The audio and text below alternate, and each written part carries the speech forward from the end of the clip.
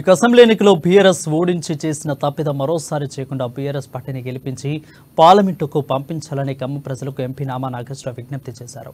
BRS పార్టీని ఎవరైనా నేతలు వీడితే ఉన్నవాళ్ళు భయపడాల్సిన అవసరం లేదని ఎంపీ అభ్యర్థి నామా నాగేశ్వరరావు సూచించారు. ఇక ఈ పార్లమెంట్ ఎన్నికల్లో ప్రజలు బీఆర్ఎస్ పక్షానే ఉన్నారని, తన గెలుపుని ఎవరు అడ్డుకోలేరని అంటున్న నామా నాగేశ్వరరావుతో మా ప్రతినిధి Upender face to face. Khammam parliament నియోజకవర్గంలో రాజకీయాలు ఒక్కసారిగా వేడెక్కాయి.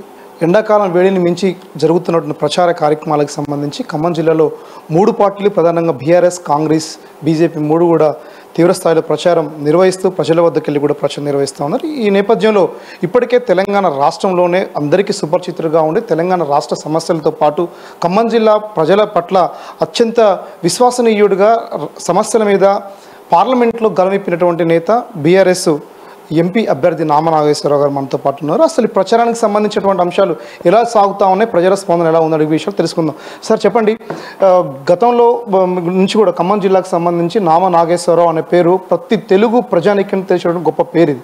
ఈ పేరుని ఈసారి ఎన్నికలకు సంబంధించి వెళ్తే ప్రజలు ఎట్లా రిసీవ్ చేసుకుంటున్నారు, స్పందన ఎలా ఉంది? ఇప్పటిదాకా ఎక్కడికి వెళ్ళినా కూడా మంచి స్పందన ఉంది. నేను అనుకున్న దానికంటే కూడా ఎక్కువ ప్రజల నుంచి స్పందన ఉంది. ప్రజలకు ఎక్కడికి పోయినా కూడా మా ఇంటి బిడ్డ వచ్చిండు, మా ఖమ్మం బిడ్డ వచ్చిండు అనే లెవెల్లో నన్ను రిసీవ్ చేసుకుంటున్నారు. అది ఒక విధంగా చెప్పాలంటే నా కన్న తల్లి ఎంతనో నా ఖమ్మం జిల్లా అంత అని చెప్పి మొదటి నుంచి అంటోండి. అదే ఇక్కడికి పోయినా కూడా ఖమ్మం జిల్లా ప్రజలు కూడా అదే విధంగా నాకు చూపెట్టారు. ప్రచారం కూడా చాలా బ్రహ్మాండంగా మంచిగా నడుస్తుంది. సామాజిక సమీకరణలో భాగంగా ఖమ్మం జిల్లాకు సంబంధించి మీ సామాజిక వర్గం మొత్తం మీ వైపు ఉంటుందండి. ఏ పార్టీలో ఉన్నా సరే ఈసారి నామగారిని గెలిపించాలి అనేటువంటి ఒక ప్రచారం సాగుతున్న నేపథ్యంలో ఈ సమీకరణ రేపు మీకు కలిసి వచ్చే అవకాశం ఉందంటారా? ఇప్పుడు అన్ని కులాలు మతాలు ఉంటాయి. ప్రతి ఒక్కళ్ళు కూడా ఏమనుకుంటారంటే మా రిప్రజెంటేషన్ ఉండాలని చెప్పేసి అనుకోవటంలో తప్పు లేదు. ఆ విధంగా మా వాళ్ళు కూడా ఆ మాట అనుకుంటున్నారు. ఎందుకంటే అవకాశం వచ్చింది, తప్పకుండా కూడా అందరూ చేసుకోవాలి. దాంతోపాటుగా మిగతా కులాలు అందరూ కూడా నాకు చాలా మద్దతు ఇస్తున్నారు. అందుకనే నాకు కులాల సమీకరణ విషయం వచ్చినప్పుడు అన్ని కులాలు అన్ని మతాలతో నాకు మంచి సంబంధాలు ఉన్నాయి. ఇప్పుడే కాదు, మొదటి నుంచి కూడా ఆ విధంగా నేనున్నా. నా ఇంటికి ఎవరు వచ్చినా, నా ఆఫీస్కి ఎవరు వచ్చినా ఏ కులం ఏ మతం ఏంటని నేను అడగను. అదేవిధంగా చూసినట్టయితే మళ్ళా ఏ పార్టీ ఎవరని కూడా అడగను. ఆ విధంగా నేను ఖమ్మం జిల్లా ప్రజలను ఆదరించినా అది ఇప్పుడు నాకు అవపడుతుంది.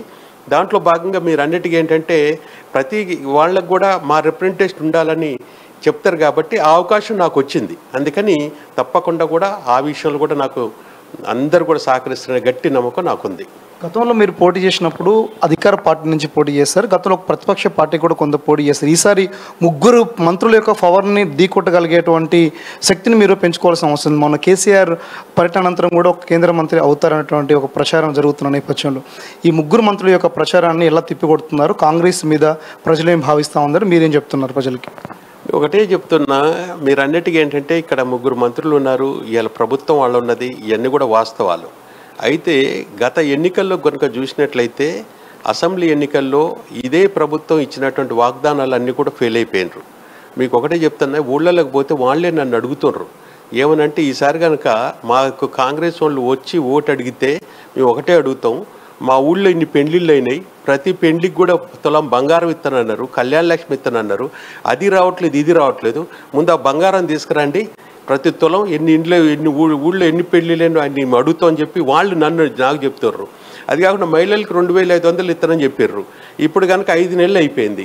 5 నెలలు అయితే అది కూడా బాకీ పడ్డది ప్రభుత్వం కాంగ్రెస్ వాళ్ళు ఇచ్చిన హామీలో. అదేవిధంగా చూసినట్టయితే 2000 పెన్షన్ ఇస్తంటే అది 4000 ఇస్తామని చెప్పారు. అది కూడా ప్రతి ఇంటికి 10,000 రూపాయలు కాంగ్రెస్ వాళ్ళు బాకీ పడ్డరు. అది ఈ ప్రభుత్వం బాకీ పడ్డది. అవి కూడా మేము అడుగుతాం. ఈ విధంగా రైతు బంధు కూడా మీరు ఇచ్చినప్పుడు బ్రహ్మాండంగా ఉంది. ఒక వారం 10 రోజులలో మొత్తం రైతు బంధు అందరికి వచ్చేది.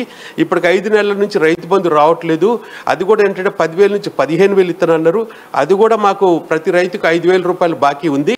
అది కూడా అడుగుతాం. మాకు ఓట్లను అడగటానికి వచ్చినప్పుడు ముందు మీ ప్రభుత్వం నుంచి మీరు ఇచ్చిన వాగ్దానాల బాకీలు మాకు ఇవ్వండి అని చెప్పి అన్ని లెక్కలు అడుగుతాం అని చెప్పేసి ఇవాళ ప్రజలే అంటున్నారంటే ఇది ఖచ్చితంగా కూడా ప్రజా తిరుగుబాటు.